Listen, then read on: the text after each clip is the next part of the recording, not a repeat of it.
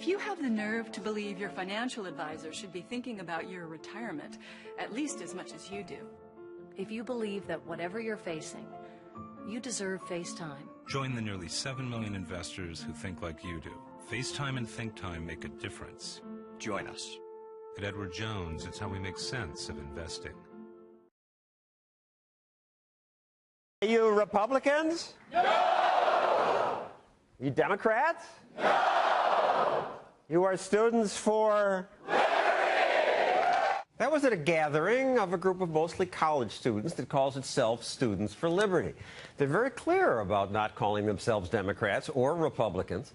And that big group did not exist just a few years ago. It was started by Alexander McCoben. He's joined here by 2 students who run Liberty chapters at their colleges.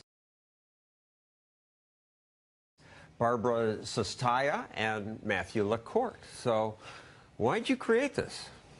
So I realized I was a libertarian from a very young age, John. My father gave me a copy of Atlas Shrugged for my birthday in 9th grade. And I spent as much time as I could throughout high school reading as much as I could on libertarianism and objectivism. So you were weird in high school.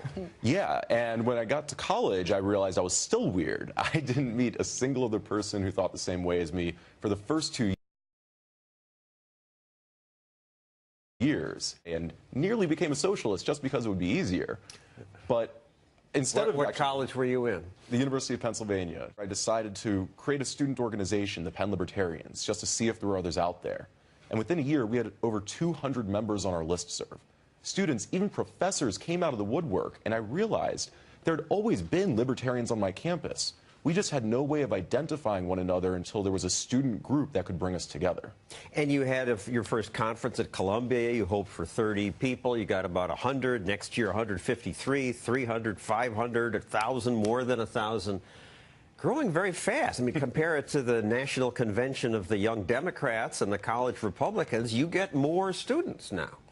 I truly think this is the libertarian generation. Young people today have grown up extremely socially tolerant, but also skeptical of government intervention into the economy. Come on, at your schools, the majority are not libertarian, right?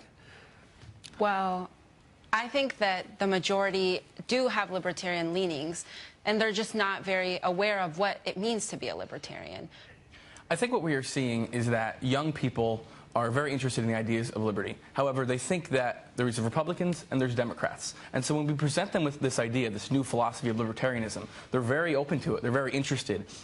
It's something that really hits a core of young people, that we're not interested in having government tell us how to live our lives, and we don't want government's hand in our pockets telling us how to spend our money. And I think that when you put those two things together, you talk about the ideas of libertarianism, young people respond, and young people, as we see with Students for Liberty, are really getting involved in this message. And where did you get this? Are your parents libertarian? No, I just always was hesitant to believe in high school in my history classes that the government had the answer to everything. And then I found myself at a Students for Liberty conference in high school, and everything changed that day. I got to Hofstra University in Long Island, New York. I started my own campus group, and now we're the largest political group on campus. Where'd you get it?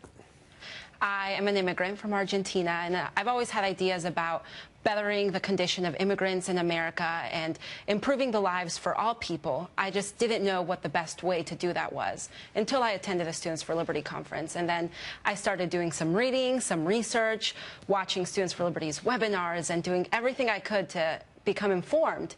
And then I came to the realization that there is no better way to achieve the ends of prosperity for all people than libertarianism. Which country has worse, more oppressive government, Argentina or the United States? Argentina. You're going overseas now with this group. You've had conferences where? We're running 10 conferences around Europe this fall. We just ran our first conference in Chile a couple of weeks ago for 100 attendees. We ran a conference in Venezuela at the beginning of this year for 80 attendees. I was even in Nigeria a few months ago for the first African Students for Liberty conference that had over 350 attendees.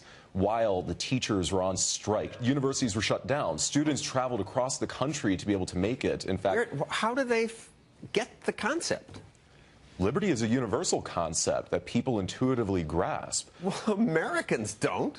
I think a lot of Americans do, and especially the young people in America. The other great thing is that with the advent of the internet, people have access to more information, more ways of communicating and connecting with each other in ways that we never could have before. Students for Liberty wouldn't be around without the internet and probably Facebook. And Barbara, you say that at your college the students are quite receptive, professors not so much. Right. Professors, it's a different case. I have a lot of professors who tell me that liberty, in the way I see it, isn't very applicable around the world or to our foreign policy, or that if my ideas and our ideas were implemented, then the world would be chaotic.